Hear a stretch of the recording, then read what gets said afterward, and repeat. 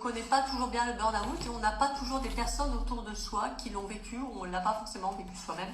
Évidemment, je ne le souhaite à personne de vivre le burn-out. Je souhaite plutôt aux gens de voir les signes en écoutant mes explications et de pouvoir voir les signes et de pouvoir s'accorder du temps pour être au mieux avec les autres. Et puis, l'intensité du burn-out varie selon la personne, qui elle est en ce moment, ce qu'elle vit en ce moment, les circonstances qu'elle vit et la durée de sa souffrance, comme je disais tout à l'heure. Alors ensuite, je voulais aborder un 5e point. Les personnes qui vivent le burn-out ont forcément des problèmes dans leur vie personnelle. Alors Mélissa, se reconstruire est long et tout dépend du processus de résilience de chacun, chacune. Oui, en effet, ça dépend du processus de résilience et des prises de conscience qu'on va avoir, des moments où on va être prêt à voir, entendre, appliquer certaines choses, faire certains changements, du nombre de peurs qu'on a, ou d'inquiétudes, ou comment sont les émotions. Alors donc oui, le burn-out arrive forcément parce que les gens ont des problèmes dans leur vie personnelle.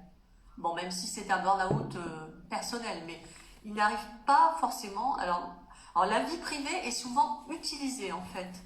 Oui, elle a des problèmes dans sa vie perso, c'est elle.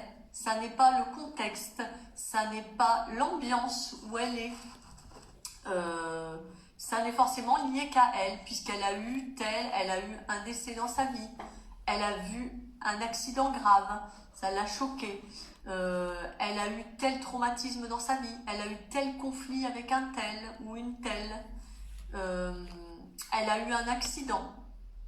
Ça n'est pas que sa vie perso, ou elle a un conflit avec son mari, sa mère, son enfant. Ça n'est pas que lié à la vie perso et on ne peut pas tout mettre sur le dos, le dos qui porte ou les épaules de la vie personnelle de la personne. Le burn-out peut causer une irritabilité, un stress avec son entourage, sa famille, des désaccords dus au stress du burn-out. Mais la vie personnelle n'est pas que la responsable du burn-out. C'est une globalité, c'est un ensemble de plusieurs choses accumulées. Oui, Mélissa, mais ça impacte énormément la vie personnelle. Oui, c'est ce que je disais, parce que ça peut nous créer des émotions fortes, de l'irritabilité, du stress, de la colère. On ramène ce stress sur des personnes, des fois, qui ne sont pas responsables, les enfants, un animal sur lequel on va se fâcher, alors que oui, il est juste un petit peu excité à ce moment-là. Mélissa, ce n'est pas la cause, mais elle en subit les conséquences. Oui, voilà, c'est ça, c'est plus dans ce sens-là. Les causes de la vie personnelle n'est pas la cause, mais elle en subit les conséquences. Voilà, c'est tout à fait ça. Je te remercie pour cette remarque très juste qui tombe au bon moment. Un message, une réponse. Et donc, avec tout ça, il faut réussir à trouver du sens, le sens du plaisir pour pouvoir recharger ses batteries petit à petit. Et donc, tout ça n'est pas vraiment évident, mais on en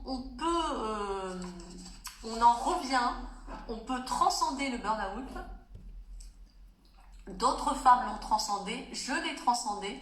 Mélissa a transcendé un burn-out familial. Moi, j'ai transcendé un burn-out professionnel et avec des choses aussi dans ma vie personnelle, des tas de choses que j'ai réharmonisées dans cette vie personnelle avec l'aide d'une accompagnante. Parce qu'à un moment donné, après m'être beaucoup reposée, j'ai eu un déclic pour un nouveau départ. Et donc, j'ai cherché une accompagnante dans les énergies bienveillantes et dans la spiritualité. Enfin, j'ai trouvé cette accompagnante dans les énergies et dans la spiritualité, chose que je ne m'attendais pas. Cette spiritualité qui s'est ouverte à moi, cette transformation, oui, on en revient, on en survit et on se transforme, comme dit Mélissa. J'ai pu vivre cette transformation par son aide énergétique et par l'ouverture de ma spiritualité à son contact petit à petit et de mon intuition qui était enfoui au fond de moi et qui était attendu au fond de moi depuis mon adolescence, mais je ne le savais pas. J'ai eu des réponses que je n'attendais pas avec ce burn-out. Le burn-out, en fait, a un message pour vous, pour établir un nouvel équilibre pour vous, avec vos besoins, pour être mieux avec vous-même, être équilibré, être en harmonie et être plus en harmonie avec votre entourage. Donc j'ai une offre actuellement jusqu'au 15 décembre. J'offre une offre, non je ne l'offre pas. C'est une séance unique d'1h30 jusqu'au 15 décembre pour le Black Friday, je l'ai ouverte. Il reste 5 places, c'est pour voir où vous en êtes, commencer à comprendre et accepter vos émotions, ce que vous avez vécu avec ce burn-out et avoir vos premières actions pour avancer suite à votre burn-out. Et le prochain live sera le 20 janvier. Le 20 janvier à 10 h. Je prends une petite pause entre le 22 décembre et le 2 janvier pour les fêtes, pour aller voir notre famille. Mélissa, aussi douloureux que soit le burn-out, il nous permet de nous transformer, d'avoir des prises de conscience, oui, c'est ça, d'avoir des prises de conscience, etc. Et il faut en passer par des épreuves difficiles pour se trouver et changer vers une meilleure version de nous-mêmes. C'est tout à fait ça, Mélissa, c'est juste. Merci pour tes messages qui sont tellement justes et je ne pourrais pas dire mieux. Merci, maintenant j'ai des tas de prises de conscience régulièrement.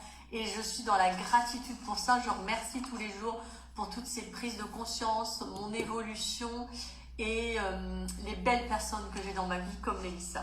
Donc le prochain live sera le 20 janvier à 10 h. Je vous mets en commentaire, et il doit être sur le live aussi, le lien pour prendre votre séance unique d'1h30 pour avancer après le burn-out. Je vous souhaite de belles fêtes pour ceux et celles que je ne verrai pas avec qui je n'aurai pas d'échange avant ma pause du 22 décembre. Et une très belle journée. Je vous remercie d'avoir été présent. Je remercie Mélissa de sa présence aujourd'hui. Et je vous mets en lien pour la séance unique que vous pouvez prendre jusqu'au 15 décembre. Je vous souhaite une très belle journée et je vous souhaite des fêtes douces, apaisées, bienveillantes, avec un espace pour vous. Autorisez-vous à sortir quelques minutes si vous sentez la pression, l'angoisse monter, pour aller respirer dans une autre pièce, dehors, ou juste vous poser quelques minutes avec vous-même. Voilà, je vous remercie. Je te remercie, Mélissa, que tu me dises que le live est très enrichissant et bienveillant. Belle journée à toutes et à tous. À bientôt.